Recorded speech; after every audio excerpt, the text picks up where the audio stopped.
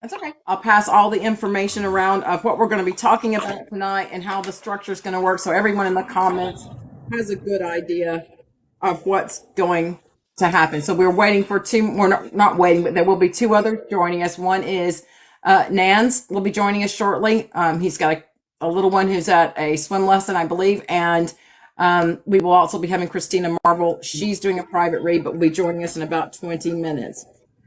So the structure for this live is going to be that you've got a great group of people, diverse group of people, and those that are going to be joining us that come from different viewpoints, different stands on their path.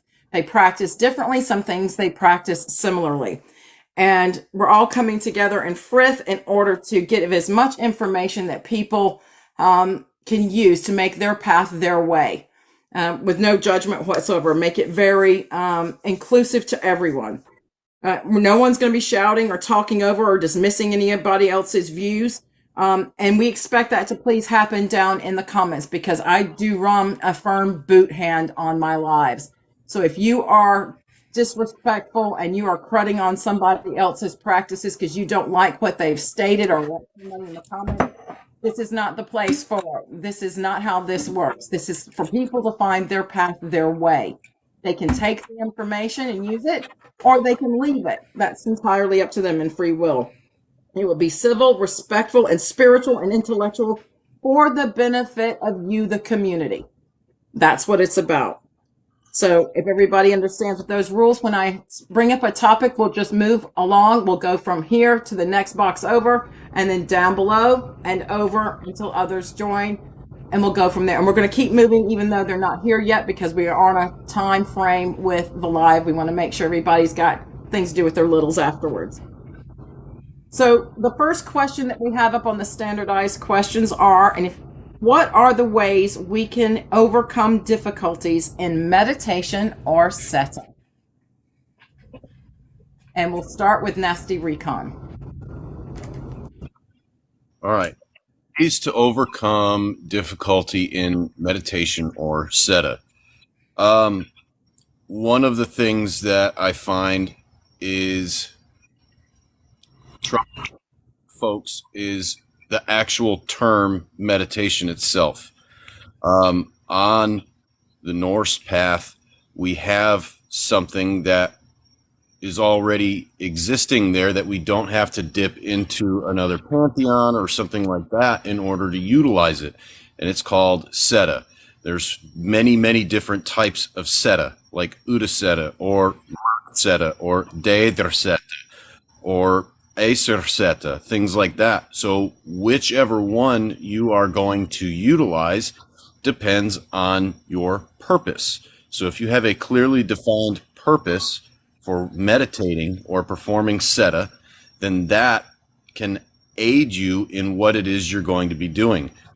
The other thing that can kind of clear up some difficulties are mind exercises, because the pathway to that setta is going to be mostly psychological. Are you cool with sitting with yourself? Do you know your own energy before you know the energy of something else? Are you comfortable just sitting? So once those things are worked through, meditation can kind of become second nature. It doesn't have to be this thing that you try to do. It's something that you just do. And I'll stop talking so that other people can answer and give their input. Tiger. Well, I might be an oddball in the room on this one. Raising kids and owning a business and this, it's rare I can get out into nature. When I do, I go by a river. There's a river walk nearby that the boys like and play by. So I'll kind of let them play, Star Wars out in the woods where I can listen and hear them. I can't quite, sit down and close my eyes. I don't really get into that. I do kind of like a walking one where I'm not out there for a long time. I go for about an hour, and I just kind of listen to my intuition. I bring up things I want to talk about, kind of keep one eye over on the boys and do my thing. But the odd thing I do, and some some may not like it, some might see it differently, is every day at the gym. I keep my headphones on so people don't bug me, but I got this music going, and between sets, I'm just in what I call the zone. I'm just reflecting on a passage I'm trying to maybe glean more wisdom on. I'm just in the moment. I get my best wisdom, my best thoughts, my strongest connection in those moments. And that's all I got to say about it. Beautiful ID.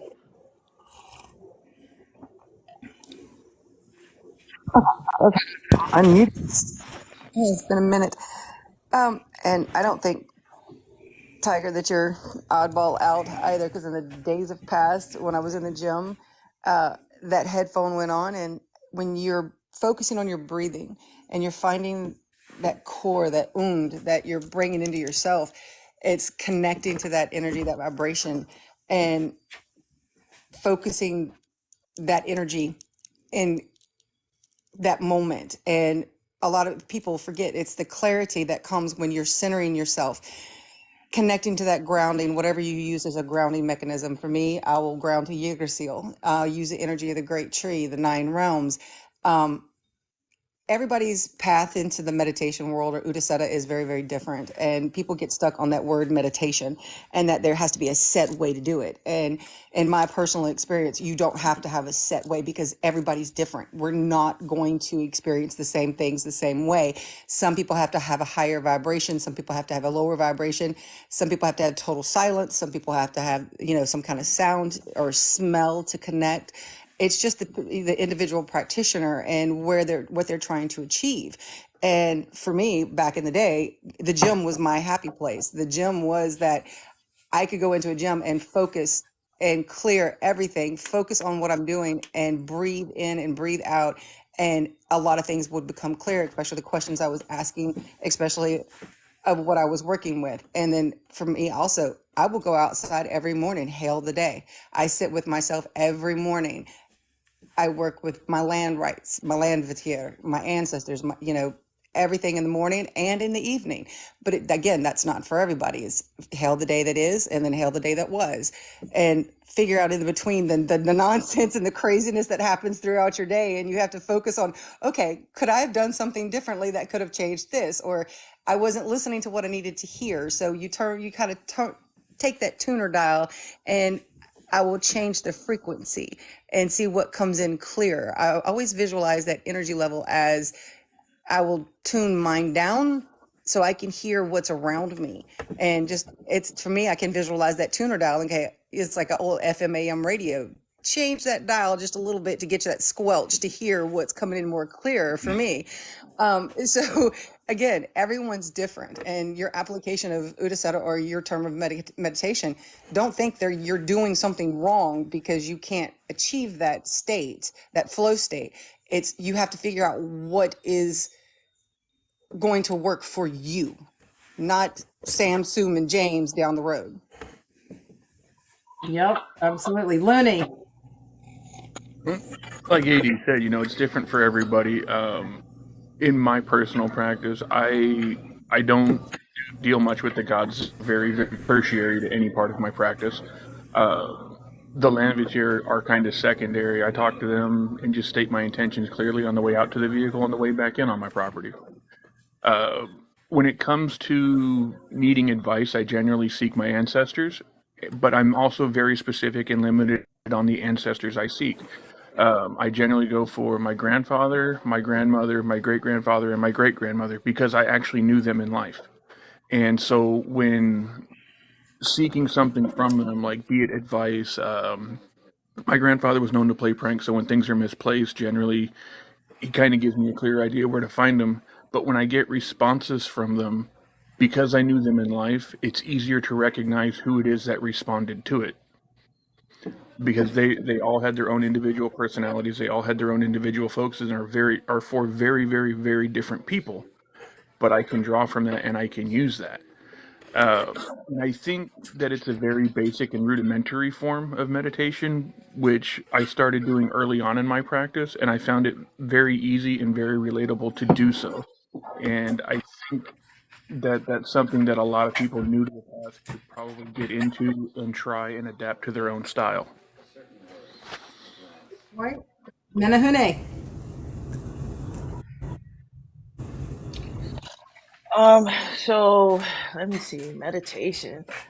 So I'm kind of like Tiger. I can't sit there and meditate, breathe in, breathe out. My meditation consists of either first thing in the morning when I'm journaling, in the evening when I'm journaling in the evening. That's my form of meditation. When I'm sitting out having some pagan parsley, Loki lettuce, I sit next to my fish pond. That's a form of uh, that for me that's very soothing. I think my ADD and my ADHD and my paranoia would not let me sit there and meditate like how people usually meditate, if that makes sense. So my advice to anyone who's seeking to meditate, or who having a hard time to meditate, it really isn't about sitting there doing your ohms, getting your breathing in and stuff like that. You don't have to do that to meditate. You have to find your own ways to meditate, to connect to your ancestors. I'm multicultural, so I have many ways to connect to my ancestors. Try calling, Looney, you talk about meditating, trying to connect to your grandma. Try connecting to your one Kanaka Hawaiian grandma, and then your Chinese one shows up. The one you never met, speaking in Cantonese. It's it's an experience to die for. But yeah, that's all I got. Sorry. One point. Nans. Meditation. Well, there's lots of different things with meditation that a lot of people who are new to their spiritual path have these kind of Hollywood-esque expectations when it comes to what to expect and what to look for and what to focus on when they're trying to meditate. And even the simplest things that you do when you first wake up in the morning, like taking a shower sometimes, I'm waking up and just getting myself going, just sitting in reverence with myself, recognizing that I can be calm, I can be centered in this place, and I can wash myself the day before and prepare myself to focus in on the day at hand. Those little things can be very helpful as meditative practices without having to have this big Hollywood expectation of I'm going to sit here on this seat and I'm going to close my eyes and I'm going to have this world profound experience where all these ancestors are speaking to me and apparating to me.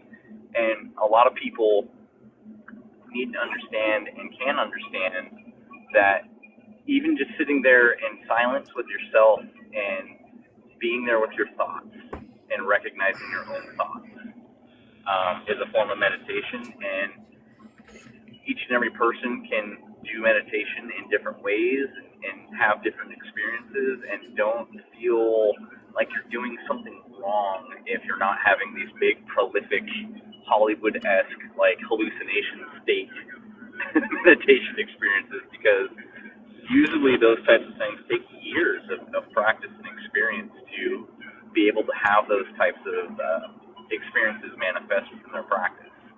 So focus more on just being with yourself. Focus more on being in your own thoughts and recognizing those thoughts and allowing yourself the time to process them, and not so much on the outcome of where am I going to be in this journey? Where am I going to be in this practice? Where am I going to be in this meditative state in 20 minutes? Because when you do that, you tend to block yourself from actually hearing and being able to have those experiences down the road once you're practicing them. So that would be kind of my advice. Slow down and don't expect to have these big prolific experiences right away. And don't feel bad if you're not, because it's all part of the process of learning. everyone's at different phases and everyone has different experiences with how they do things. And don't let people beat you up over not having these big prolific experiences that a practitioner of 25 years has had. It's okay to start simple. That's it. Good point. Christina. Hi, everybody. Oh my gosh. Hi. Okay, so can you hear me? Yep. Okay. I fully agree with Nans. It's not as like what Hollywood would make it out. Or not Doctor Strange, like traveling through multiple dimensions every day. I like to think of a meditation as an energetic daily attunement. So, like when I come from work or I've had a long workout, I go take a shower and I brush my teeth, and so energetically, I'm dealing with so many different people during the day. I'm dealing with so many stresses and issues. When I sit down and I do my utiseta at night with my ancestors, I am attuning myself to my soul, my higher, highest, and most high self. I am seeking my soul for answers. I am just sitting in the presence of them. Now, how I facilitate that is through Vardlokur and Runegaldr. So Vardlokur is, I have about 13 spell songs over the years that I've dreamed of, and I woke up and I recorded them and I sing them. So they're very songs that mean a lot to me. My ancestors gave them to me in dreams. And then I also Galdr the runes, and I Galdr the runes with, whoever I'm working with that night. And sometimes different people show up. Sometimes if I'm really blocked, I'll do a rune reading for myself. I have a specific type of weird reading where I read the 9 different aspects of my soul parts, and it's like a 9 realm reading. And so I'll read that to see if there's any problem areas, and then I'll focus on that. But for the most part, it's me attuning to my soul, because you have to remember, like, we're all walking around every day in a sea of souls. Everybody has competing ideas, agendas, energies. Some of it is good for us, and some of it is not good for us. And sometimes it's important to sing and wash those energies away so that we can remember who we are and how important we are.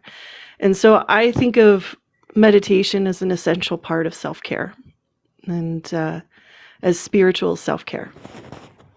Beautiful point. Beautiful point. I'm going to add to that now for you guys. So now that we've talked about ways that we can overcome difficulties in meditation and connection, how can you recommend, or what do you do to remove your ego, I, and it, or your mind from your spiritual meditation and experience, to know that you're having a genuine experience and not just something that's coming through from your subconscious mind, or that you're manifesting, so that it's a genuine thing? What do you do in your own way? Nesty? Well, one of the ways that I ensure that I'm having a experience and getting rid of that ego, I, and it is the first thing is understanding that not every day is a day to do something. If I'm having a rough day or a difficult day, or I've got other things on my mind,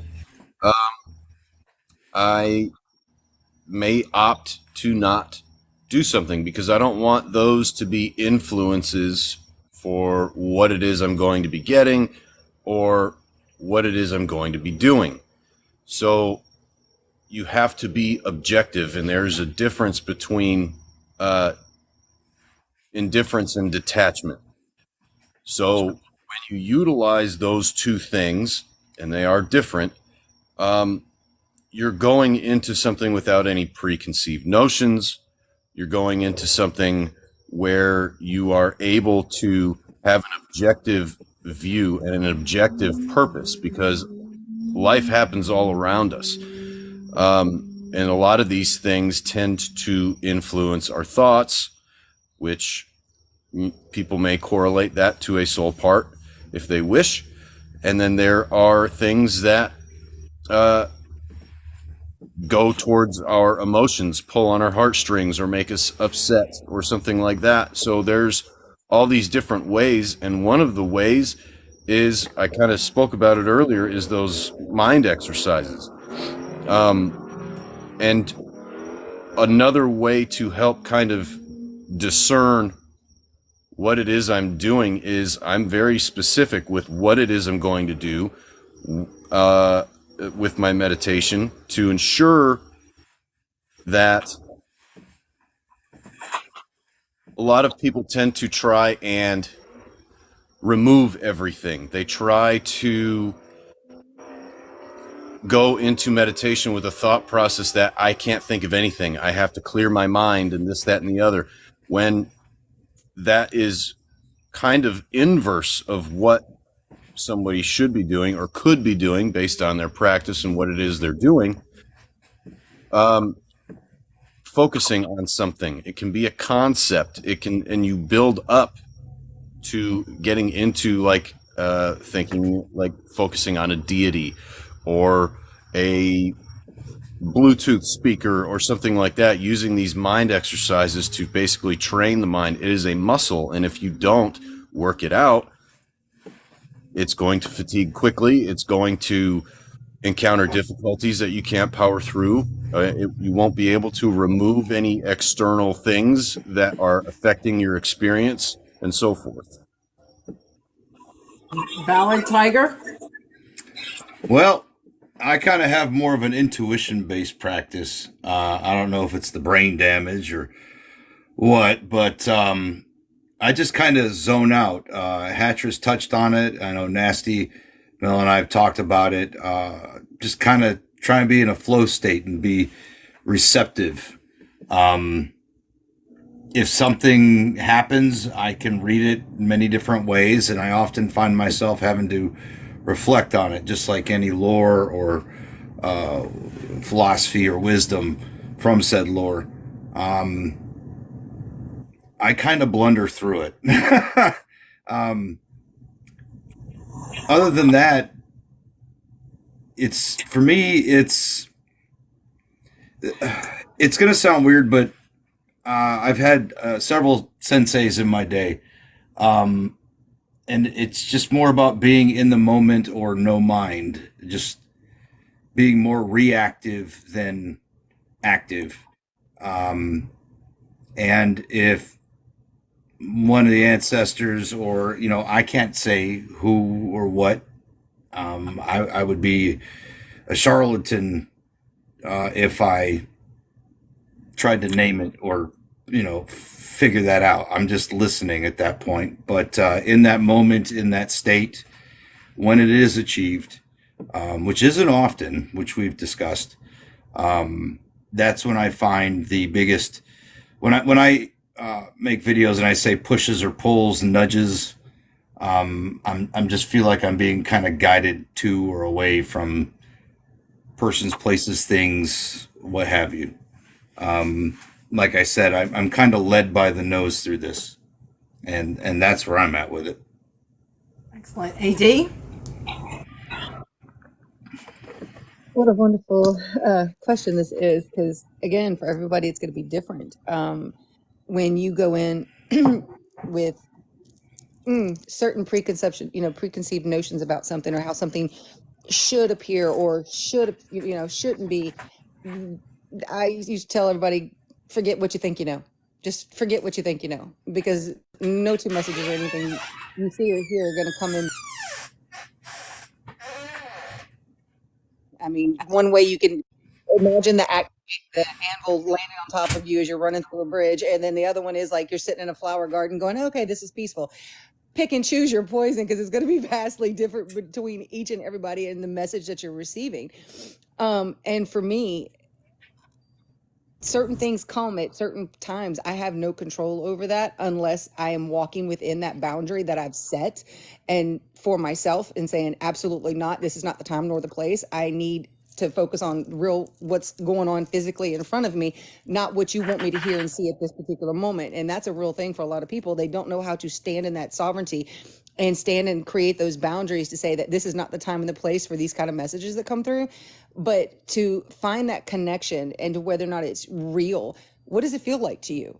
I mean, does it feel like it's something that should be okay, or, you know, something that's disconcerting? We all feel disconnected a lot of times, and we need to find that connection. But it's not the same for everybody. There is no one set rule. This is not a recipe book. There is no going, okay, you need a splash of this, a dose of that, a twig of this. It's none of that that's in there for this. And everybody's spiritual path is going to be vastly different on a lot of things, especially your individual connection to your spiritual path. I'm not talking about lore. I'm talking about what brought you to it. What does your ancestors feel like to you? You know, I mean, I've got ancestors all over the board. Pick a place. They're already all over there.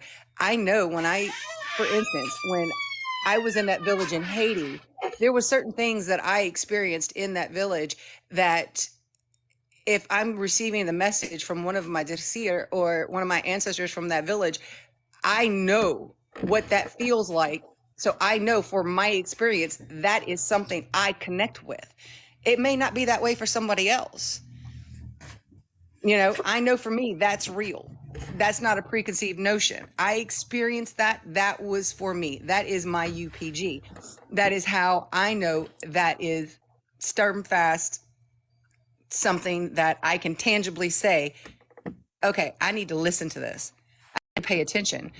Same things, you know, like I know you and I, and me and Realm and Nasty have, and a couple others have had this conversation of right now with the way the world is going. I've been having what I call my Red Dawn experiences, where I'm having dreams of a Red Dawn type scenario happening in this country. And I'm like, okay, my journal for the last 7 months has been filled with some crazy shit. I'm going, okay, but this is possible. This is very much feasible if this series of events happens. That's not some notion that was planted. I'm seeing things that they have key players. I need to listen to that. I'm being told these things for a reason. Why? Okay, prepare myself. What have I done in the recent months? Oh, a lot of stockpiling on some fun stuff, you know, but that's for me. But don't go in thinking because you feel it's real and you have these conversations, find a safe place to have these conversations, because some people may not understand, especially if you have to do a lot of spiritual or religious deconstruction. Yep, that's a good point. Looney. So really, I just want to add on to what's been said already. You know, one thing that I find that people really need to do is learn to humble themselves. You know, just because you essentially make that phone call doesn't mean they're going to answer. You have to be prepared to not only not get an answer, but you also have to be prepared to get answers you don't like. You know, just because you want something to turn out one way and you meditate on it doesn't mean it's going to go that way. Excellent point. Excellent point, Looney. Absolutely brilliant there. Menahune. I think first and foremost, people that's walking this path have to understand 9 times out of 10, you're not going to get an answer from your ancestor. You're not going to get an answer, no matter how hard you try. You know, for me, I'm a clown. I'm freaking oblivious. How shall I say this? You know how when somebody hits on you and you don't notice they're hitting on you? That's me. That is me. 9 times out of 10, I'm oblivious to it. And you know, and I was talking to Shadow about this just the other day. About how, you know, things are been happening, you know, this happened, you know, my ancestor told me this, or I felt this type of way and then this happened. So sometimes sometimes your ancestors are talking to you, are showing the way, but you're not paying attention to it. You know what I mean? Does that make sense? Yeah. So yeah, so like, you know, like what Looney and everybody else said, you have to humble yourself and you have to realize that 9 times out of 10, you're not going to get an answer. You're not going to get an answer. So, Good point. hey, Puno, I didn't know you was in here. Aloha, brother. Sorry, my homie's in here. I didn't know he's you know what? He's a good dude. He's a good dude. He not to get off subject, but he he takes care of Menehune fish ponds. He is rebuilding a large fish pond out in Kauai. So he's a good dude. Welcome in.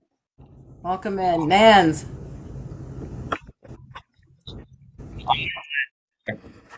Christine, go first while I get my daughter set up with the tablet real quick while I get inside my house. Christina. All right, I have several answers for this. I have three main answers. One is for absolute beginners to this.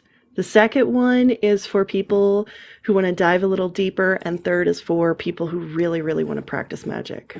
So, the first one, get a copy of the Havamal. Read it front to cover, like front to back. Read the whole thing. What you need to do is take every stanza, and I really like Jackson Crawford's Cowboy Havamal because it really summarizes it. But write in each stanza how you would apply that in everyday life. And so you get these like maxims of like, this is how a wise and hospitable person acts.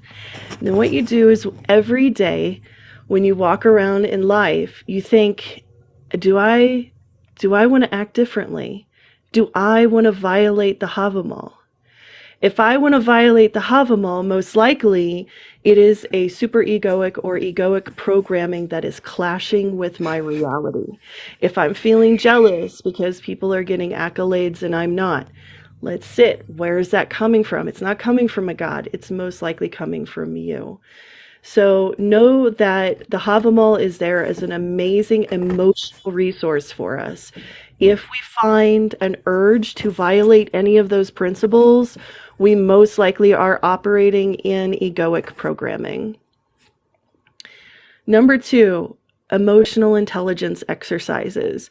The majority of us Americans are taught to suppress our emotions and to not talk about them, or to only talk about them if we're angry. Go online and get a fancy emotion wheel. You want to get it real detailed where it lists like 100 different emotions. Get a fancy emotion wheel. Sometimes they'll even have positive and negative.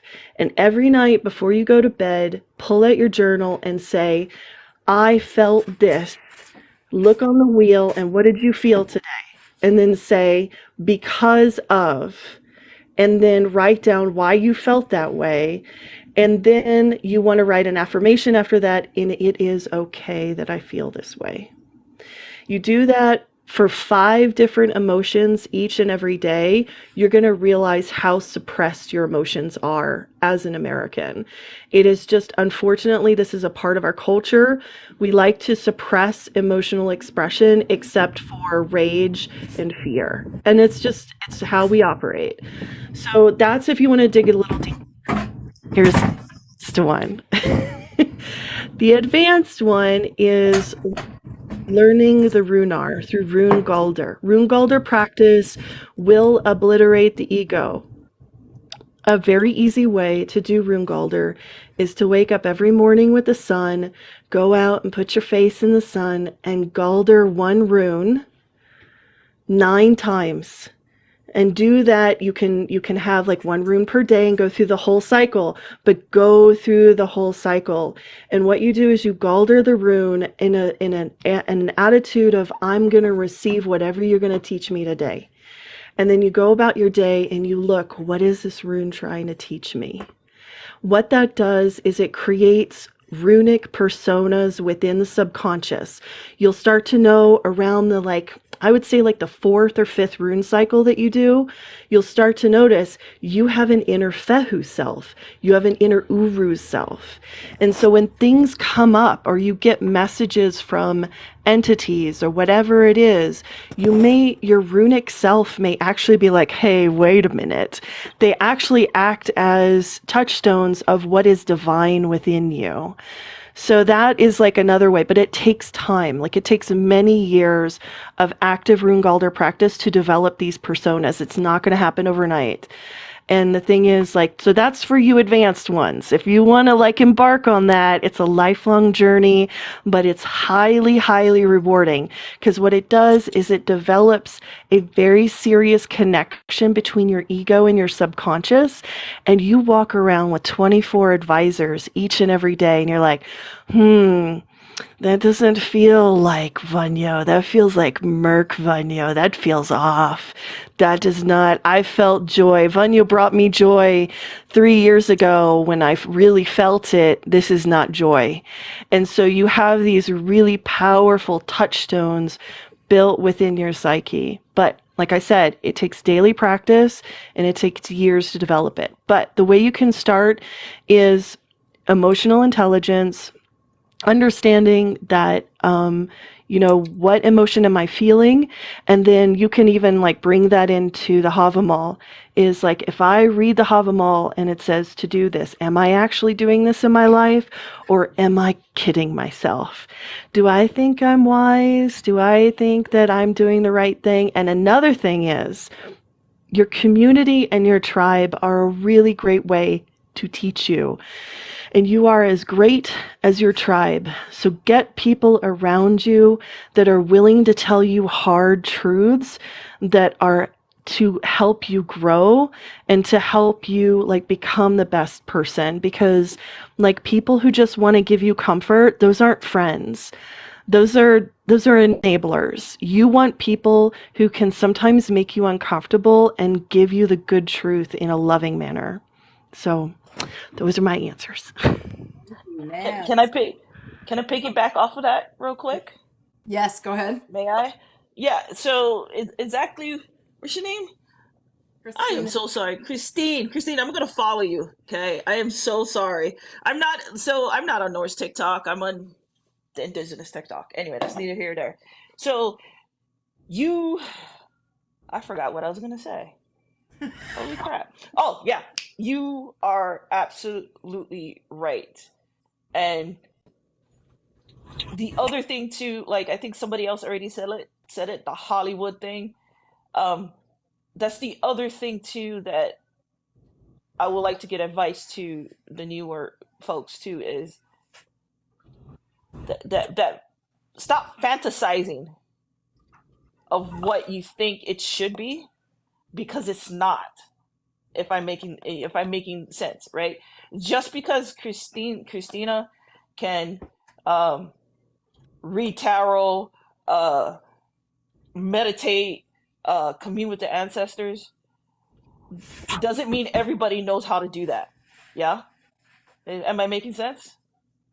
Everybody's path is absolutely different, and basically what I'm trying to say, now that the words are coming to me, stop comparing yourself to everybody. Yes, found it. Yes. Okay, I'll shut up now. Nans.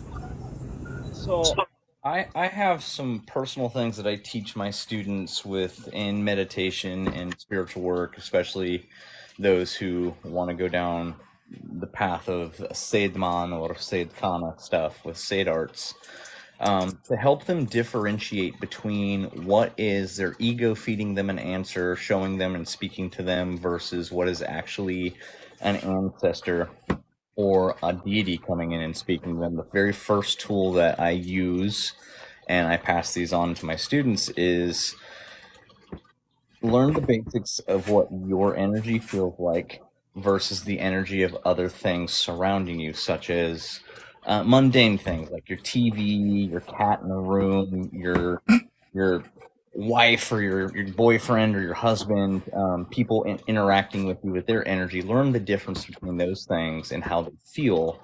And then when you're in a meditative state, when something comes through that seems like it's a message, especially if it's a visual type cue message, if I can manipulate and change what that message is, I know it's from my ego.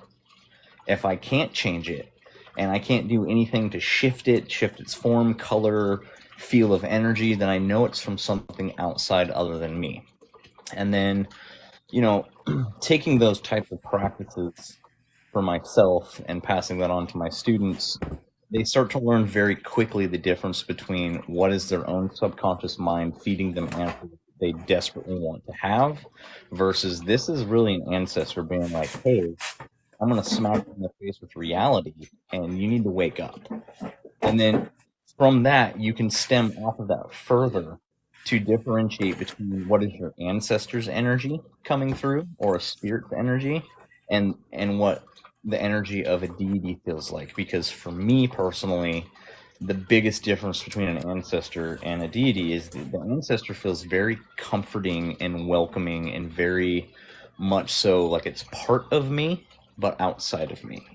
And a deity, their energy feels very heavy and very pressuring. Like if you were to imagine this pressure of water while you're inside of a condensed room, and the pressure in that room is now pushed out and you're in the center of it being pressed on.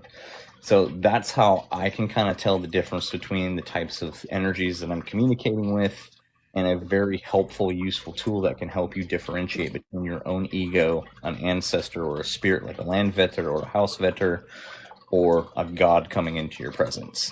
Also, I look for things like, is this something that I want to hear? Are these answers, are these images, are these vision questing things that I want to see come out in this certain outcome? If it's something that I've been wanting to see, that I feel I'm right about, it's typically my ego telling me that. If it's something that is not something I was looking for, if it's something that was not expected, those are little hints and cues to maybe I need to pay attention more to that than the things that I feel are answers that I want.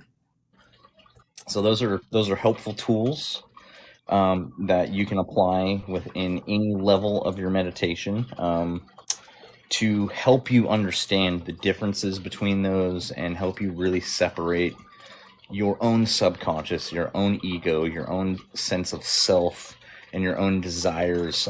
We tend to be, as humans, very narcissistic, self-centered creatures, and if the answers you're getting from your meditations and your work that you're doing with your spiritual path, regardless of what spiritual path it is an answer that you yourself, if you were that person on the outside giving that answer, would give yourself because you want it, that is typically a telltale sign that is purely ego-based and not a real genuine answer.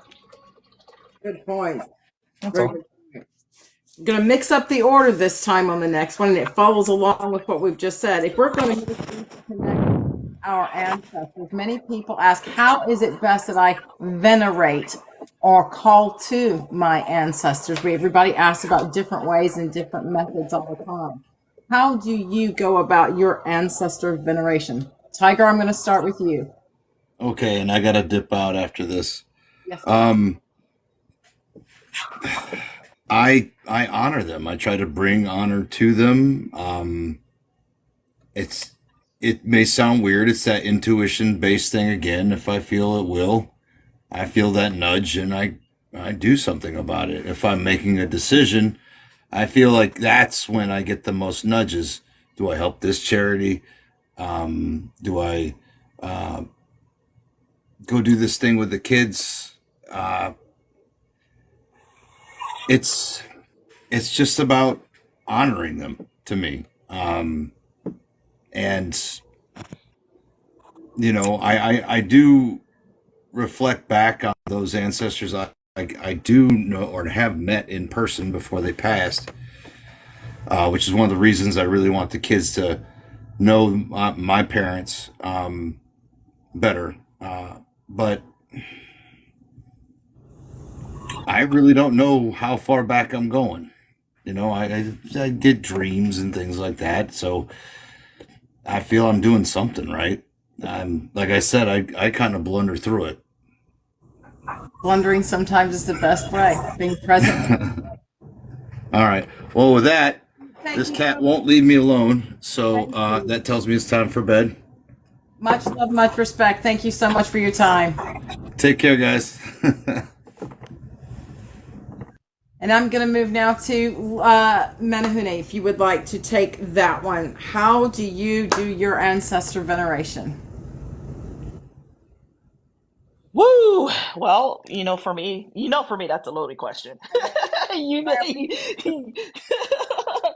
Um, okay, so my ancestors are funny. Um, it really depends on where I'm at, what I'm doing. For the most part, um, I get the little nudges. I get the little, hey, what the f are you doing? Um, but it just it comes to me, it just comes to me. Um, and I think a lot has to do with the way how I grew up. I was, you know what I mean? Because we're so in tune with our ancestors. So for me, it's more of just another day in paradise. It's the best way I can explain it. But I will say this: I do have a harder time connecting to my Hawaiian ancestors because I'm not home. And for us, everything is connected to the land. So while I'm here on the continent, I mostly connect to my Chinese ancestors, which is really tough because I only know a handful of them. You know what I mean? But for me, they come as they will. They never come during meditation. Um, Dreams, driving in a car. Um, don't let my house be super, super quiet because they get super loud. They get super loud. So I think it varies, depend on the person. You just have to listen and pay attention. Um, if you're new to this path, just write everything down. Just write everything down. If you feel like your ancestor nudged you on January 2nd at 10 p.m. telling you that you have to go to Minnesota because of whatever, write it down. Just write it down. And then when you go back to all these intuitions and all these stuff that you feel you had, you can actually you can actually um, go back and see how you were feeling at that time. And so that way later on, you'll know if they're talking to you, you'll know how to contact them. If that makes sense. I know you use that huge word, but I'm assuming it means contact. Makes, Oh, makes, makes good sense. you, yeah, if that makes sense. So you'll know who's coming in, who's coming out. I have two ancestors that I never met before in my entire friggin' life. And I know when they come in. you know Certain ancestors only comes in dreams. Certain ancestors will nudge you. Certain ancestors will be in your face. My father my father passed away in 2015, I think. 2015, 2016. And he's more in my face.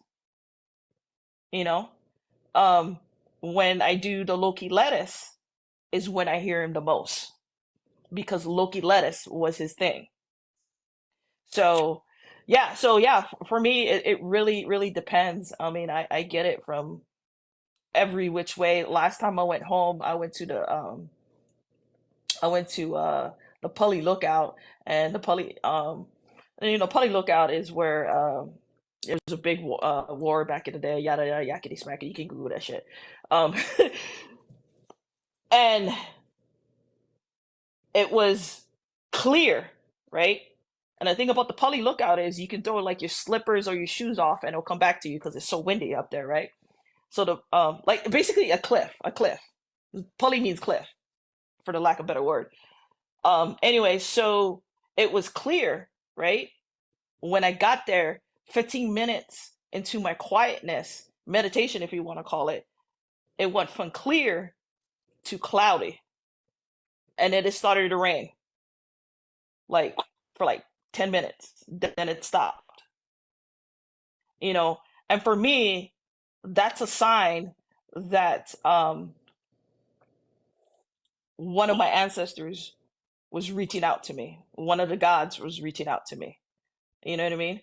So yeah, so you really just gotta, it really depends on you, but that's how it comes to me. I do the traditional Chinese ancestral worship. I do have a an ancestor altar with the incense and stuff like that. So yeah, Nice.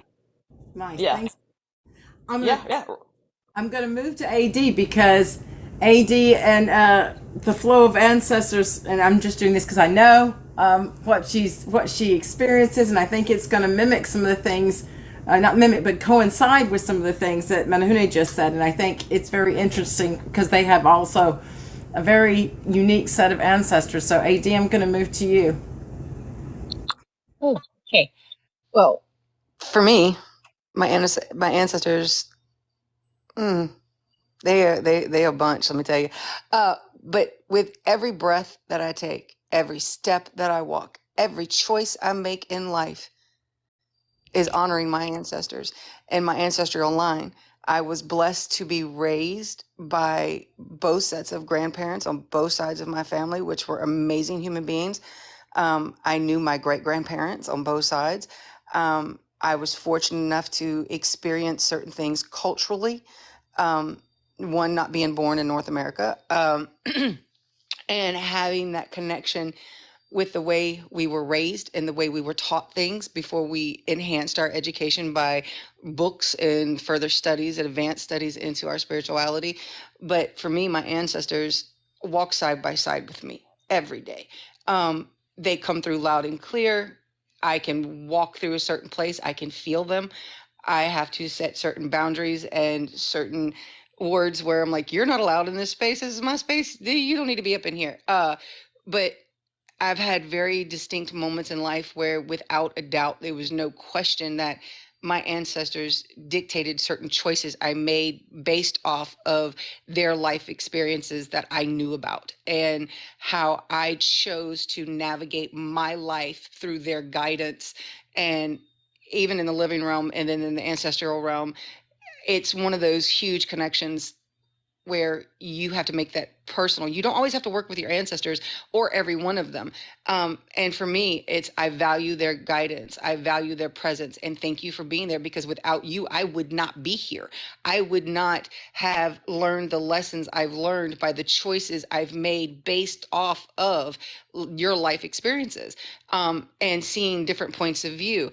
And going further back into the lineage and into the line, I will say there's a whole section of my family, my ancestors, that I cannot deal with. I absolutely, they need to stay in a little corner in the little shoebox. And that's because I know I cannot work with them with a logic and sound mind, and that's okay. I know for me, their energy nor their presence is something I want to base any of my life choices over, simply because of what they've done in their life, and I don't want that. But that's my choice. That's I don't you can make those choices. You don't have to work with them. You can set those boundaries and say, you can stay over here. I appreciate you for being who you are and where your position is in my ancestral line. However, comma, sit over there in your corner and stay put. We're good. But every little thing you do, and especially in my experience and the way I live my life, I honor them because it's, for me, it's what's right. It's how I stay connected to not only my spirituality, but my ancestral line, and how powerful and how uniquely, the word I'm looking for, uniquely individualized that they were on their own right, and some of them were beyond where I can even imagine to be with that type of wisdom for their life experiences at the time they were living and the choices they had to make. And, some of the conversations we've had before, it goes back all the way to the start of certain things in our lineage where we go, okay, we understand why you did what you did, but you now know it's affecting everybody down the path. We've all had certain things we've had to deal with because of those choices they made. And people forget that follows into those soul parts. They do come with you. They do. They absolutely do. Looney. I have a very unique method I use when working and talking to my ancestors. I'm in a very fortunate and unique position. That side of my family that I do, talk to. I live in a house that is over 200 years old that was built by them. Like the beams and stuff in this house were literally carved by hand by them and fitted into place by them. The entire kitchen area and garage was built by stones that they dug up out of the lake down the street and hauled up the freaking mountain and built it. So I'm surrounded essentially and living in essentially a shrine to that entire side of the family. I have literally their blood, sweat, and tears that I walk on every day. So for me, it's much easier for me to get a connection to them, but I still try to stay and work within those four same family members that I knew in life because like with what Nans had said about, identifying the feeling that will come from an answer from them, because I knew them in life and knew how they were in life, it's very easy for me to recognize their energy because I knew them. Um, and I think it's important that people realize when they first come into the path, probably for about the first 5 to 10 years, stay simple with it like that. The more the easier you make it on yourself to recognize those energies that you're looking for, the easier it becomes to branch out and grow on that. If you start out immediately by jumping off into foreign water, you don't know what you're going to get. Are you going to sink to the bottom? Are you going to swim? Are you going to get, floaties to get pulled back to shore? You don't know. And in doing that, when people don't get the results they want, that's why a lot of people end up leaving. Oh, it didn't work for me. Yeah, you tried to jump off in the deep end of the pool when you should still be over here in the water, bud. So, you know, and I find that having things that belong to them does help with that connection because it's things that they recognize, it's things they're immediately familiar and immediately comfortable with. So you make that transition to give you that information that much easier on them, and that's what I have found in my practice. Nasty Recon. All right. So how I call to my ancestors is vastly different from how I venerate. And much like what was already said in veneration, one of the best ways I can venerate my ancestors is through my actions. Another way I venerate my ancestors is I say their names. That also works for calling them. And as far as trying to call to my ancestors, way that I do it, where I go into that, establishing that connection in mind. That is my guiding purpose for what it is that I am doing. Another way to do that is it's like a neural pathway almost, where the more times you do something, the more easy it is to go down that road. Where, if I've connected with this ancestor before, now I know what works. So now I can do that again. So I have some things that have been passed down in my family for a very, very long time. One of them is like, it's a German cookie. It's called Lebkuchen. So sometimes I can offer something like that, or pipe tobacco if I want to reach a certain one. Things like that go a long way in establishing a connection and can also venerate as well. If I'm just giving an offering for the sake of giving an offering, thanks for being there for me for this certain thing. Thanks for helping me out with this, that, or the other. So there's all sorts of things that I can do personally. And it's just like everything else we've talked about this evening. It's not going to be cookie cutter, pun intended, for every single person. My ancestors aren't loonies, at least as far as I'm aware. So like there's all these different things where you go down this path of trying to establish that connection. When you find something that works, expand on that, because the more you do it, the more it's like you have almost, I don't want to say speed dial, but that's kind of in a sense, that's kind of what it is. You're able to get there a bit quicker each time, or have a more stable connection with that particular ancestor. And it doesn't have to be, all of them. And like Looney was saying, keep it simple, where if I'm trying to connect with a whole bunch of them all at once, I'm probably not going to be very successful. But if I put my effort and my intention and my purpose in, focusing on one thing at a time, I can get there and I can establish that connection. Nans?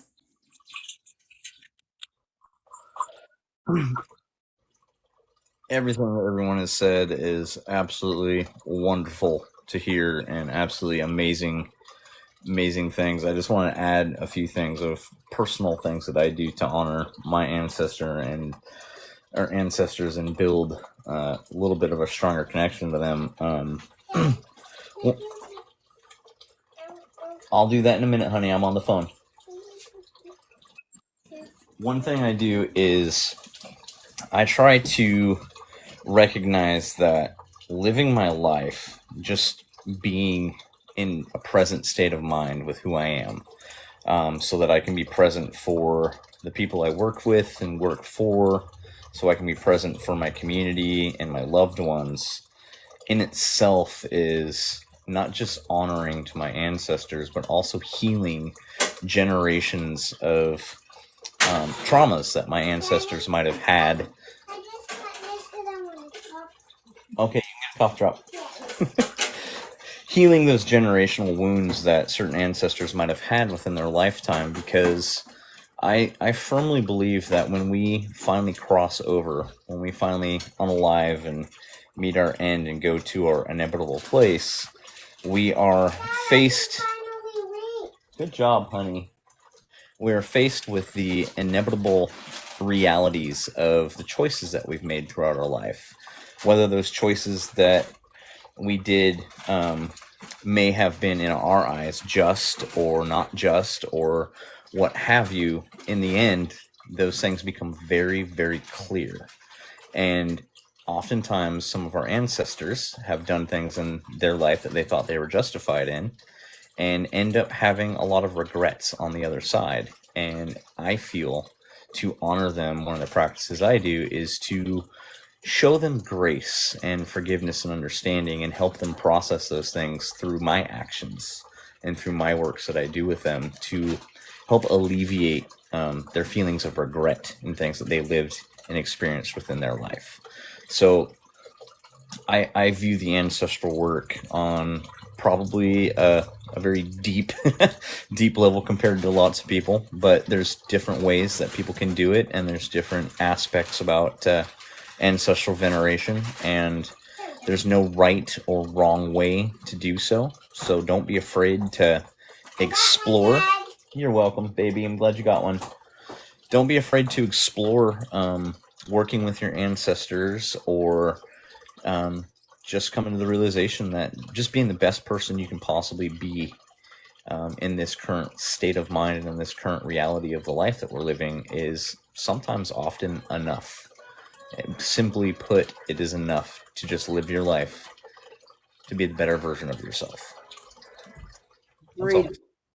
Thank you. I'm going to throw something extra at you, Christina, because we've talked about this many, many times. What happens if somebody, and going about your ancestor veneration, to hear that, but I would like you to speak also to what do you do about the unhealed ancestors, those who like to create damage, those who live in these dark corners and would like that to manifest in their descendants? How do you do that if they're not very helpful? There's your curveball. You're welcome. Do you want the long story or the short story about how I venerate ancestors? That's entirely up to you. Okay. I'll do medium long. I don't want to like waste all y'all's time. I I guess like I'm kind of certifiably crazy, so take this all with a grain of salt. Technically, I mean, if I were to, I was really lucky. I had a very open-minded therapist that I went to for 12 years. But I mean, if you would look at the DSM manual, I'm probably schizophrenic. I was clairaudient my whole childhood. I could touch things and I could hear what happened to them, like what happened to those items, what happened to those rooms just by touching them. I don't know how it works. I think it's just I was given a gift. Maybe it was an ancestral gift that I got. I have a long line of I have very crazy ancestors, a long line. And so one of the things I really value in spiritual work is good mental health practices and good emotional self-care and emotional regulation. And so I'm very big about that. So, my journey really started in 1995 when my grandmother died. And a week later, I woke up and she was sitting at the foot of my bed. I was asleep at the time, but it felt awake, like I felt awake. And she looked at me and she said, "I'm sorry, because of the religiousness of your parents, I was not able to train you in the ways of the land of the dead. So I'm going to train you now." And for 10 years, my grandmother came into my dreams and I got to meet my ancestors. I got to meet lots of monsters. It was like one adventure. I thought I was going crazy. Like that's one of the reasons why I went to therapy, is because I thought, oh my gosh, I'm just like my cousin who went schizophrenic. And so I ended up going into a lot of like shamanic groups. I like actually traveled a lot. I was really obsessed with traveling and meeting magicians and shamans all over the eastern seaboard and all over the world. And so I traveled and I met a lot of shamans, and over the years I've garnered some self-discipline. And I didn't actually, the only ancestor I ever talked to was my grandmother Mim. And I didn't want to talk to any other ancestors because they were really sick. Like they were really, really toxic. And so my grandma Mim, she just like helped me figure out where I stood in the underworld. I worked on a lot of protections against the dead for a long time because I was quite afraid of them. And then finally, it was like around 2012, I had one of my last dreams of my grandma Mim. And she, about 4 years earlier, somebody had given me a rune set. And in my dream, Grandma Mim, she's like, "You're ready. You need to go find the gods of our ancestors." And I'm like, "Who are they?" And she pointed to a handful of my clay runes that I had. And I was like, "Oh, okay, so whatever gods made the runes, I guess I'm going to go find them." And so I went on a journey studying heathenry then, and studying runes and rune galder. And I will say this, I've seen this with my students, and I have seen this time and time again. I saw this in the Rune Guild. You practice rune galder, your psychic gifts will increase. And because when you create these realm and runic personas within the subconscious, it allows for that bridge. It facilitates a bridge between the outer and inner self to be much more fluid. And so if you have any ancestral innate gifts to hear the dead, it's going to increase. So I began over the years to learn I could hear the dead through people's voices. Before it was like smells, it's really weird.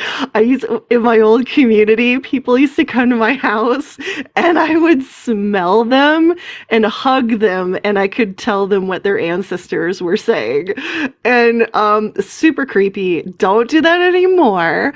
Now I can just hear them.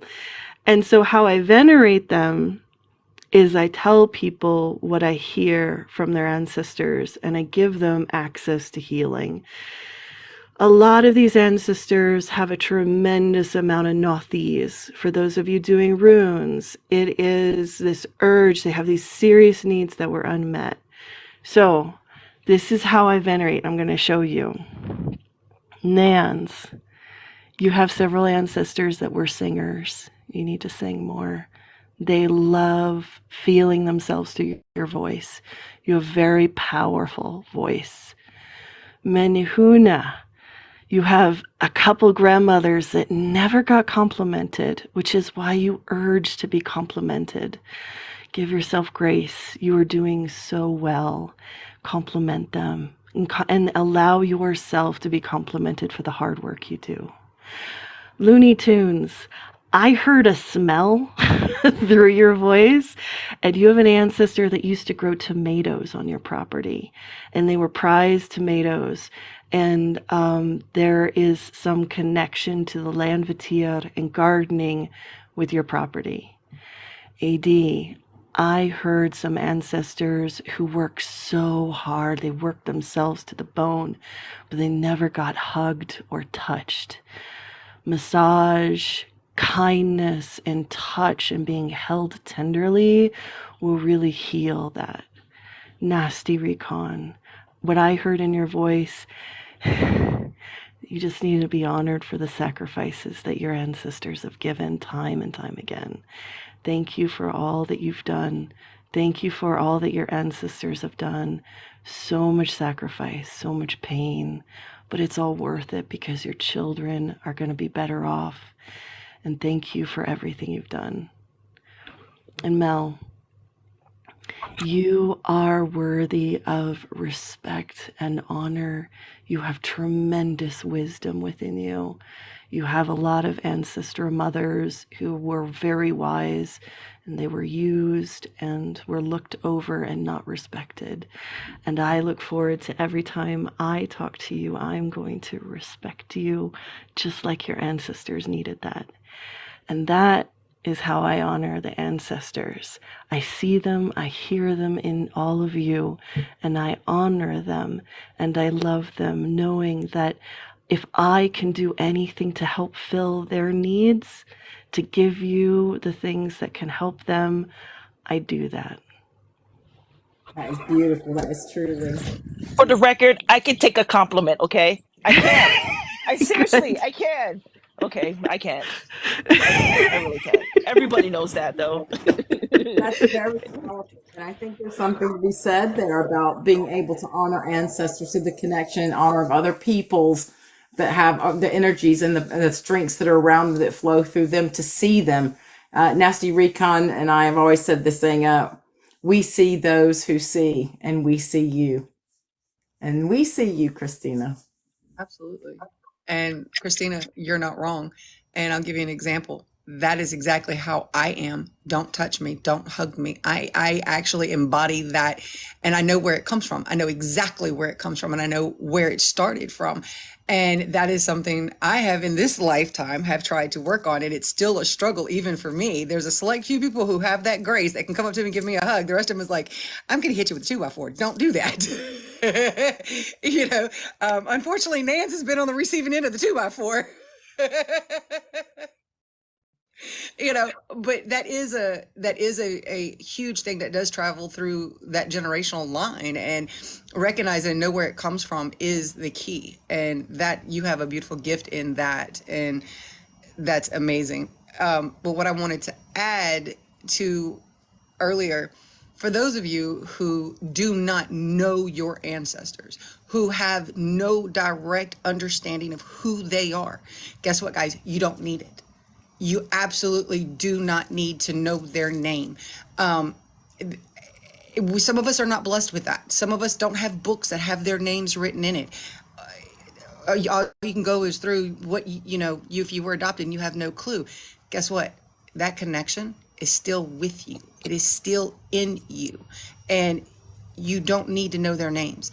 you call on just the ancestors of your line, your family, whether it's adopted or non-adopted. You have that connection. It's how you choose to use it and how you choose to access it. It's there. Don't discount it because you don't know. Yep. Be thankful that they are there, because there are lessons and things that you do in this time, this lifetime, this realm, and in your life, everything you do, there's a reason why. Yeah, for those, and I'll add to that just off, and I'm not on the panel tonight, I'm not supposed to be, so I'm just going to throw it out there. There are people out there who don't know where they came from, don't know their birth mother, birth father, their family heritage, lineage, or lines. They're flesh of your flesh, blood of your blood, and bone of your bone. Call that. Yep. They'll find you.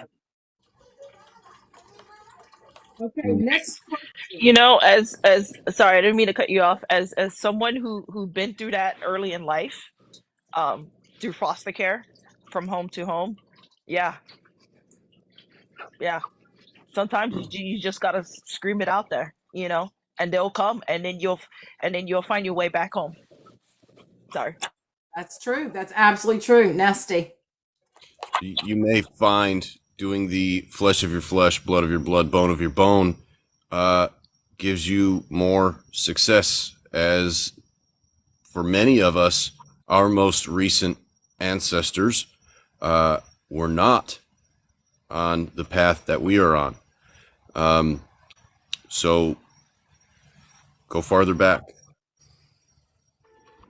Yep. And it's also helpful when you do have a genetic line to someone. They have a little more stronger connection to you further down the line. They can reach out and tap you when they want to. I'm just letting you know that's a thing. So also, you know, in my case, none of the ancestors that I work with were on my path. None of them. My grandmother Schultz was very much, Christian. My grandfather Schultz was 46 years, military. So he was, Uncle Sam was Sky Daddy. Uh, if they wanted him to have a religion, they would have issued it to him. My great grandma and great grandpa, both, hardcore churchgoers. Like, I have their baptismal certificates from 1907 and stuff. So, like, I mean, but yet, because we have that blood tie and because I knew them in life, it's very easy for them to be like, regardless of what path I'm on, they're still family and they're still there to help. That's what family does. And so that connection can also be made.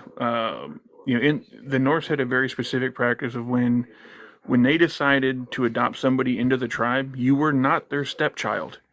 You were their child. Period.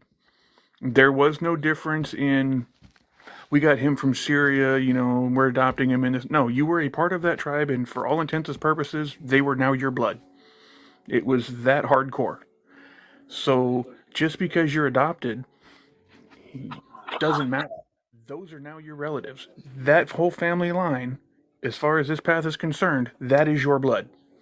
And that's absolutely correct. And that's something I had to explain to my son, because my son is adopted. I adopted my son when he was an infant.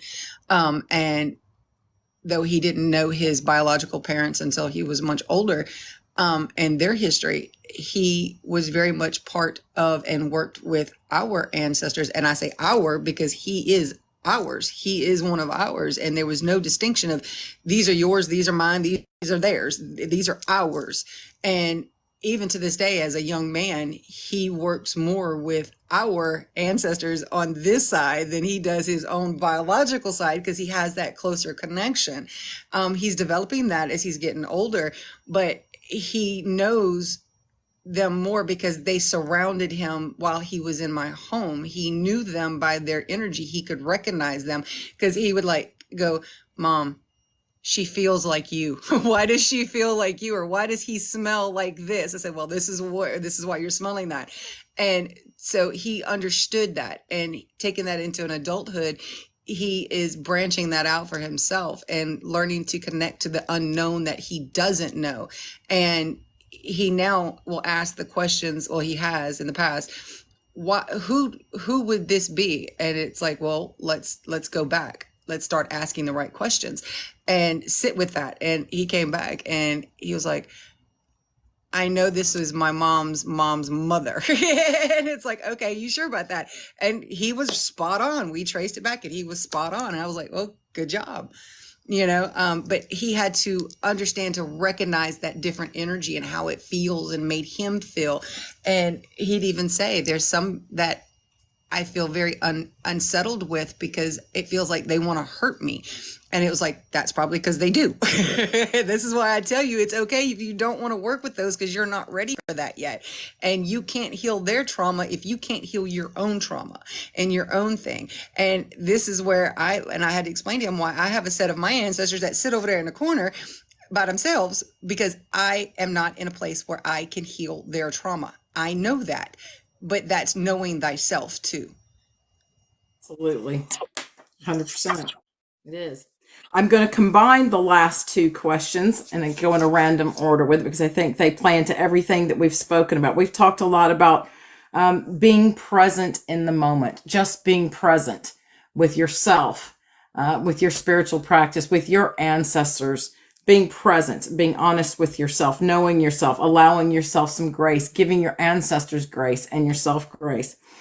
We're going to talk now about the benefit of learning on the Norse path, going to books and academia and archaeology and anthropology. How do we take that benefit of learning on the Norse path along with all the personal experiences that we have and take that knowledge together and put it into our living spirituality? How do we walk with it within us into living spirituality to do a greater good and benefit for not just ourselves and our kin, but also for community and others who are coming into community, for the world at large? How do we take our present in the moment living spirituality along with that benefit of learning all of the academia that's out there and put that together in a way that we can benefit ourselves, our community, our path, and the greater good?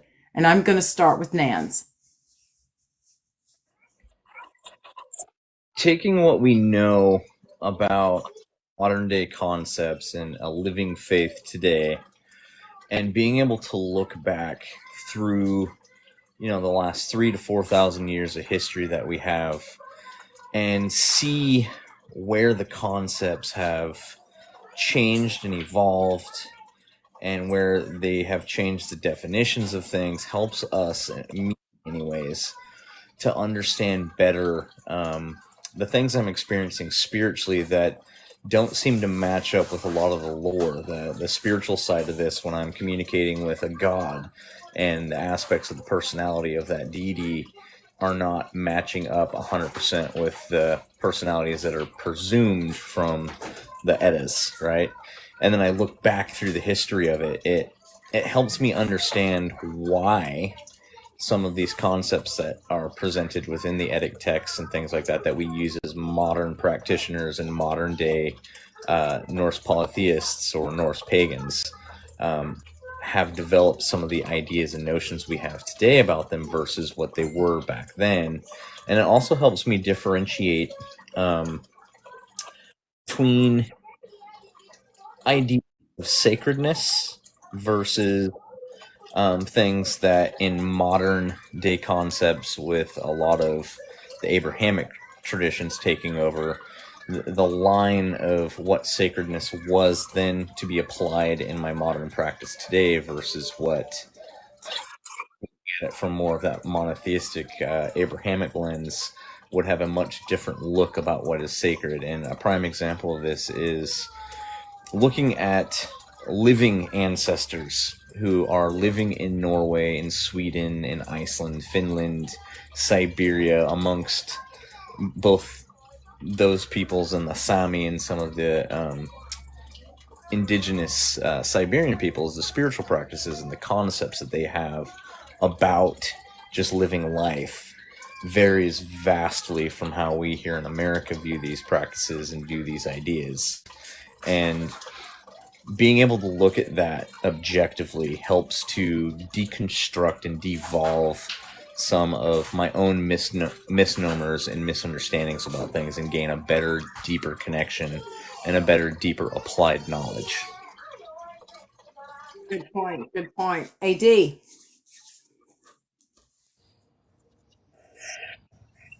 I know this question is for a lot of people, it falls under one spectrum or the next, but it's a whole bunch of interpretations, all right, and how you choose to your spirituality, your practice. And for me personally, growing up, we were taught stories and we had a way of living that we were raised in. It was something very unique to our family and the village in which I was raised in. And once we had a way of understanding and comprehension in reading skills, that's when we were encouraged to branch out and read the lore. And that's when we started reading, for ourselves, the Havamal, the Poetic Edda, the Prose Edda, you name it. We had books galore. And then as I got older and having that spiritual connection, I wanted to know where it came from and why. And what did it entail? For me, it was putting the puzzle pieces together to make the bigger picture, the bigger tapestry, to see where all those interconnecting threads pass through and form, creating that weird that we all have, right? And understanding how one group of individuals ended up in another place, but yet the spirituality, while it was changed, certain things were kept whole. All right. And here you come into the unbroken line and the broken line, and nobody has an unbroken line. We're all broken. We all have ancestors and people who left the spiritual path or for whatever reason, be whatever. And then some have found their way back. Some never truly left it. Some just added onto it. Some of it blended and hid things. But for me, it was understanding the concept of why certain things were happening, where they came from, the migration studies, come on, there's so much more than just 4 books. Read those papers, understanding what we know now and why it was developed the way it was. What were the constructs? What were the common thread, the commonality, and why did it make sense? And for me, it was putting that final thread through that tapestry of going, okay, I'm solid. Oh, there she is. I think she's back. Can everybody else hear me? Okay, can you hear me? Got ya. I had a low battery warning come up and it screws the mic. But for me, it was putting that, knowing the historical, the lore, the migration studies, even down to sometimes blood quantum and why, people bred with other groups of people, what were they gaining from it? But then that's, again, the spiritual concept of part of that animistic of everything's connected and find out why. For me, and that is my individuality. But I also will say, on the flip side of that, before you dive into something, know why you're connected to it. Why you're drawn.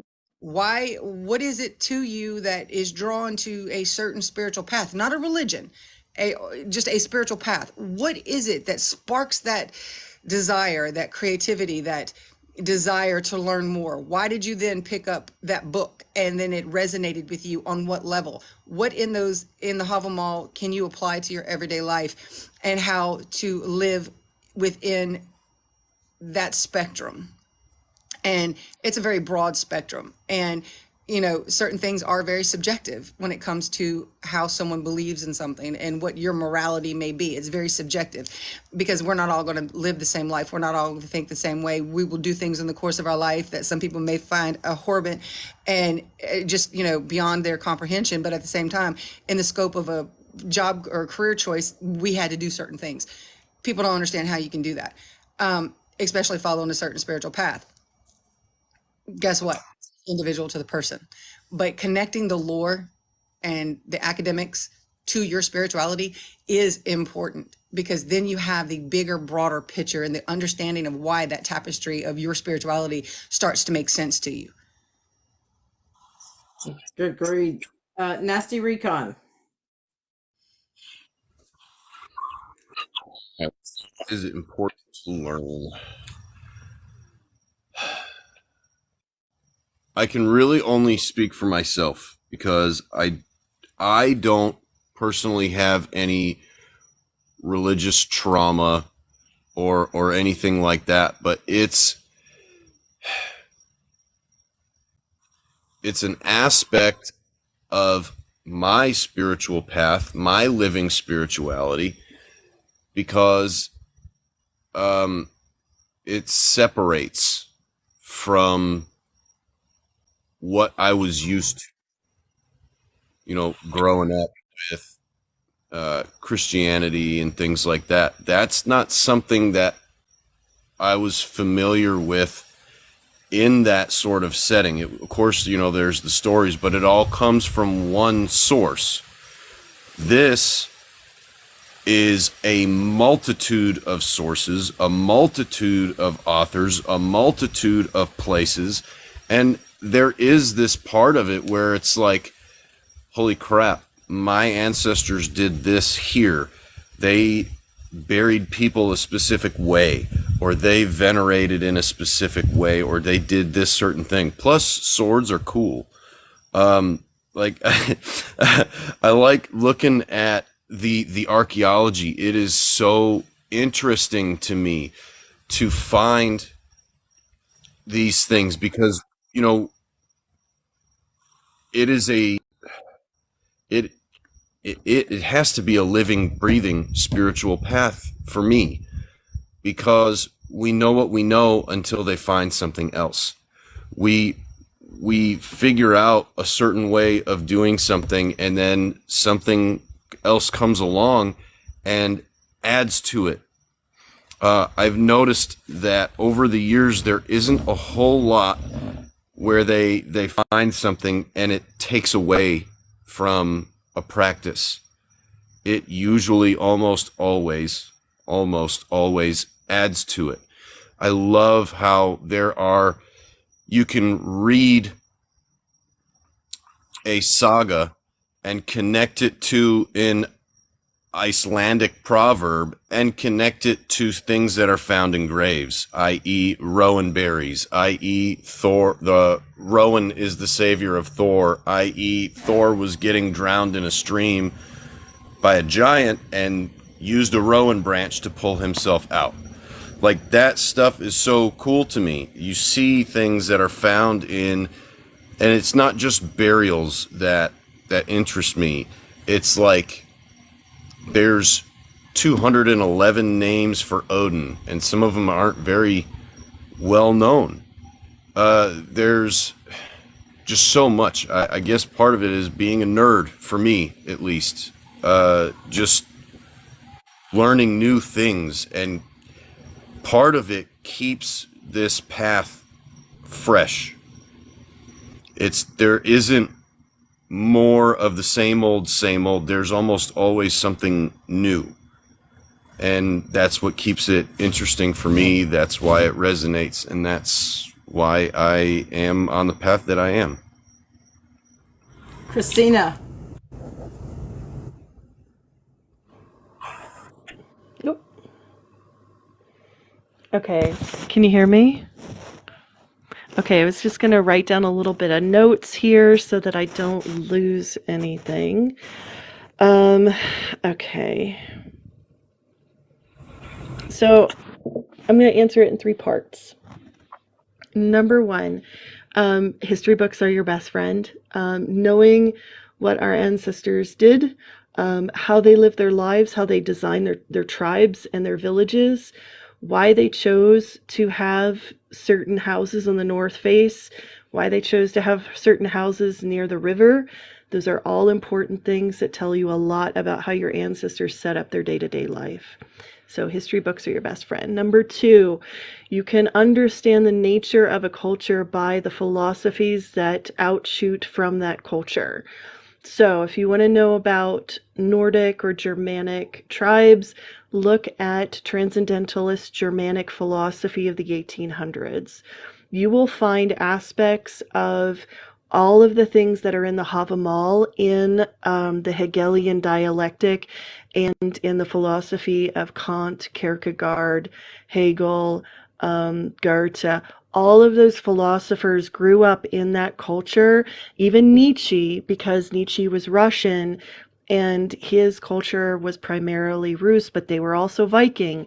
So they had a lot of principles of Viking concepts of thinking and understanding.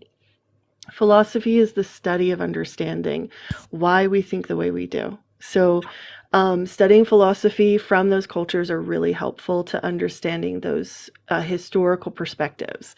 And number 3 is my favorite, stories. Stories teach us so much more. And the thing is, like looking at the same story over and over again from every person in the story's perspective. And I'll give an example because it actually came up in a reading that I was doing tonight. So I was talking to this woman and I was counseling her. She is a spiritual counselor in my local area, and she was having issues with her business. And the thing that came up was the Lay of Thrym. And we all know the story of the Lay of Thrym. Thor loses his hammer, and then he cross-dresses and pretends to marry a dwarf, and so he can get his hammer back. But the most important part, especially as a woman, and this is going to help all you dudes with your ladies, okay? As a woman, looking at the reaction to Freya, how did Freya behave in that scene? So Thor loses his hammer. What's the first thing he does?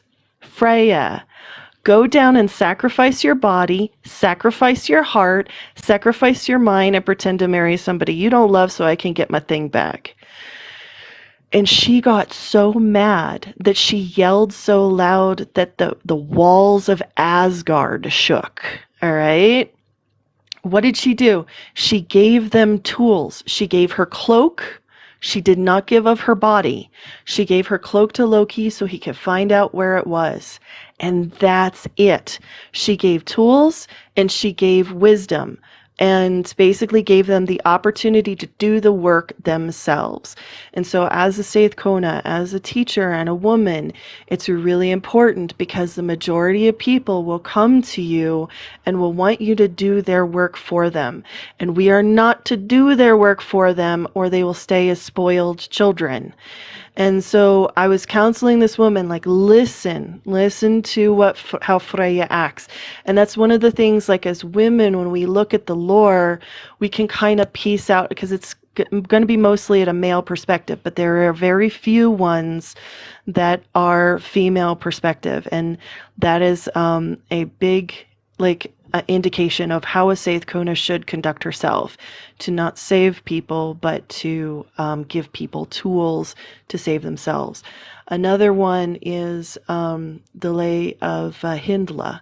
If you want to look at the struggles that Seith Konas go through, you can look at, because you have Freya, who has love and compassion for Otter, because she's done her healing work. She's done her deconstruction of her hatred and her issues with men. She has healed that. She is fully grieved over the loss of her husband. She has had her children. She has done her Seith work. So she wants to help a man and get him the tools that he needs to understand his ancestry. And then Hyndla, who has not done her work, who lives in a cave, who doesn't care for men, scoffs at her love. And this is something that as Seith Konas you will have to undergo, is that if you have done your healing work, the women in your community who have not done their healing work will not only not value you, they will attack you. And you must know that going forward in your work. So these two stories hold very powerful keys for us to understand the issues that will arise as we do our healing work, and also how we should conduct ourselves. So stories are such magical tools for us to understand the mind of the gods. Beautifully said. Looney. I'm first and foremost an academic. The spiritual side of it I make fit within the framework of academics. And like Christina and others have said, your history and stuff is important. I mean, I'm sitting here reading through stuff like that. But the sagas are also important in getting in touch with your ancestors, because like I'm taking a master's course now at the University of Iceland, and one thing they're teaching us about the topography and archaeology of Iceland is when you look at those sagas, if you look at the heroic and the legendary sagas, you can actually see the place names and stuff that are in there. Those places and names still exist today. And you can go, well, why did it take so and so 3 months to walk from here to here? And why did he go the route that he did? And you can actually go on Google Earth and plot those and go, oh, because there's like two mountains in between. If he went straight at it, he would have had to go up and over. Whereas going this way for 3 months, he had a valley he could easily traverse. So it puts you in a mindset to where you can easily understand why they started doing some of the things they did, why going certain routes were common practice, why certain areas became more populated than others, why other areas failed, why certain farms succeeded. And then when they started bringing some of those same trades to America, this helps you understand, why did they settle in Northeast Pennsylvania? Why did they settle in the Midwest? Why did they settle in, Montana or Wyoming? Because if you look at the topography of where they came from, it's very similar. It's land that they essentially know. Yep. And doing the academics and looking at the archaeological work, you can also see why, like a lot of the Appalachian people, you can see why many of their practices are the way they are. Because if we look back through archaeology at the Nordic practices and even the Anglo-Saxon practices, you can see that it's just a more modern reinvention of those same exact practices. So you can start to chase your culture back, which again starts helping you with shadow work. It starts helping you with ancestral veneration because you can start to understand the mind of your ancestors that got you to where you currently are. Without having some sort of framework like that, I see it as very hard to follow a spiritual path without knowing why any of it was done. You're just essentially out in the wild trying to sort things out, like you've just decided chaos is my life and this is how it should be. Whereas the academics and the archaeology start to put order and framework into that chaos to make it recognizable as something whole. Yep. Menahune.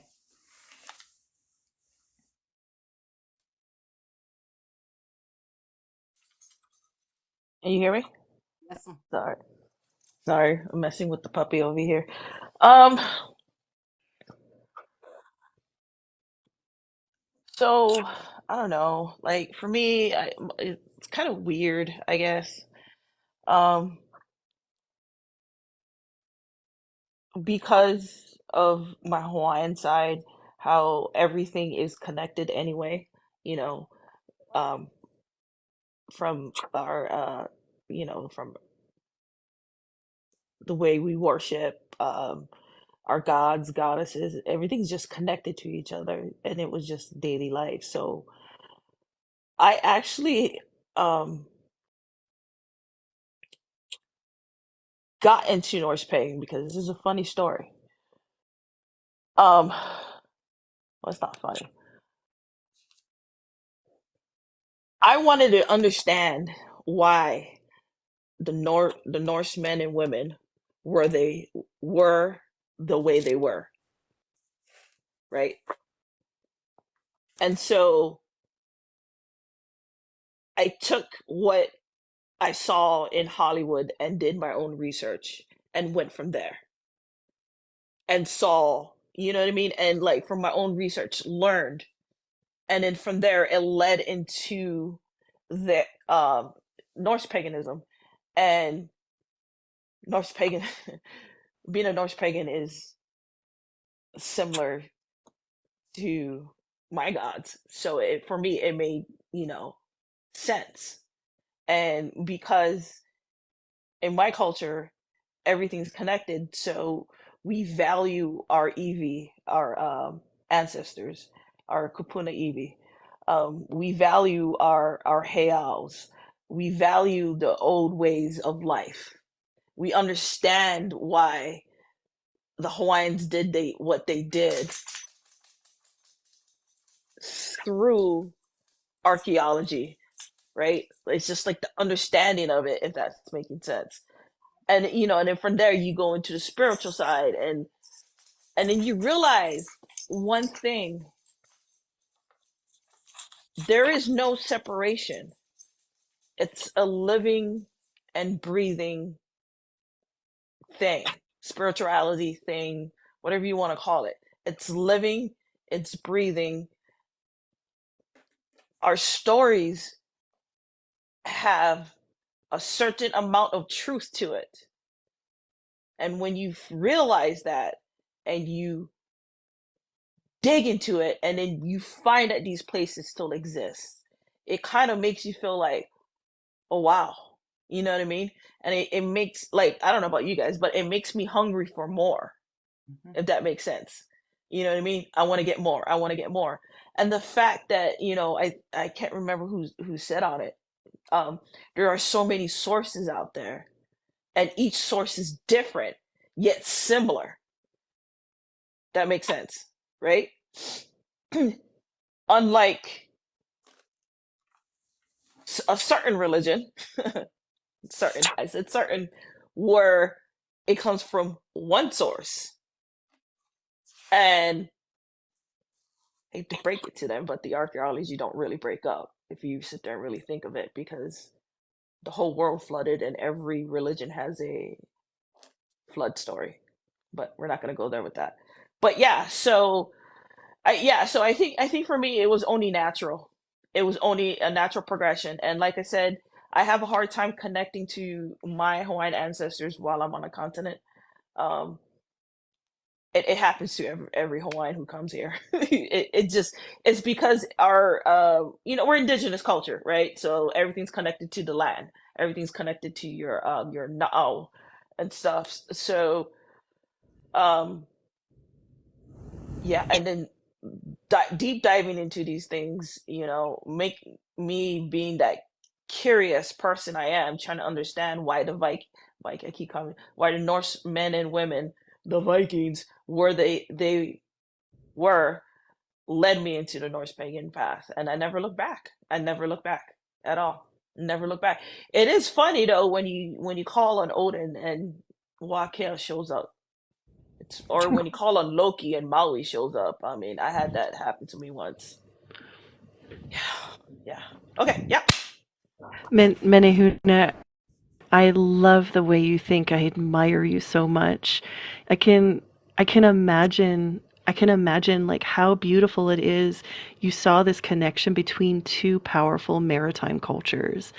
Both cultures live by the sea. Like the sea is our like and like Scandinavian and North Germanic cultures were primarily seafaring folk as well as Hawaiian, and so there is that connection, that universal ocean connection, and I think that's beautiful, and it inspires me. I want to learn about Hawaiian culture now.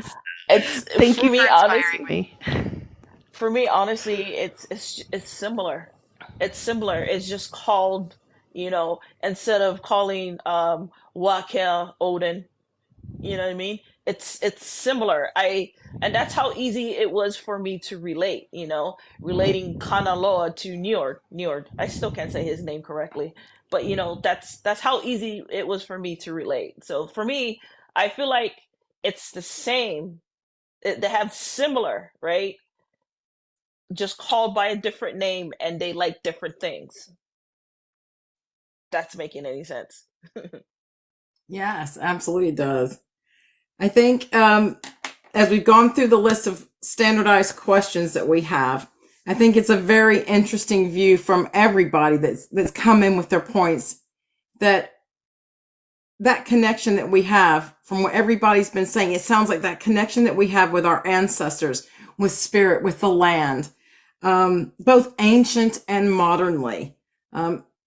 What we do in our living spirituality every day in our modern worldview, and connecting that with the academia to learn the human story of our ancestors. It helps us better understand what speaks to them when we call to them.